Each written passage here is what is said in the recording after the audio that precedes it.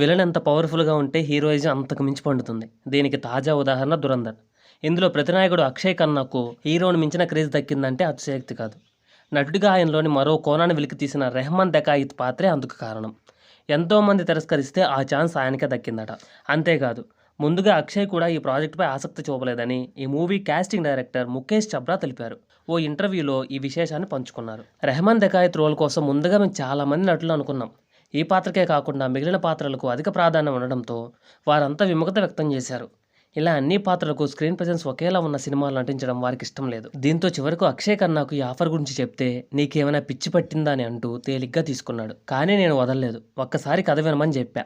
Story విన్న తర్వాత తనదైన శైలిలో ఫెంటాస్టిక్ అన్నాడు. రోజు వ్యవధిలోనే కాల్ చేసి సినిమాలు నటిస్తానని మాటిచ్చాడు అని తెలిపారు.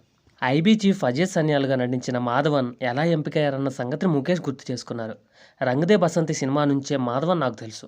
దురంధర్ విషయంలో నన్ను నమ్మమని విజ్ఞప్తి చేసి ఆ పాత్ర షూటింగ్కు దాదాపు 12 రోజుల సమయం సరిపోతుందని చెప్పా. ఓ రోజు మాధవన్ను కలిసిన ఆదిత్యధర్ నాకు కాల్ చేసి గ్రేట్ యాక్టర్ అంటూ మాధవన్ను కొనియాడారు. వారి మధ్య చర్చలు పూర్తయిన వెంటనే సినిమాలో నటించేందుకు మాధవన్ ఎస్ చెప్పాడు అని పేర్కొన్నారు. దురంధర్కు సీక్వెల్గా వచ్చిన దురంధర్ ది రివెంజ్ బాక్సాఫీస్ వద్ద సరికొత్త రికార్డులు సృష్టిస్తున్న సంగతి తెలిసిందే.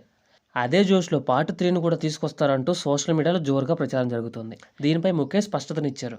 ఆ ప్రచారంలో ఎలాంటి నిజం లేదన్నారు.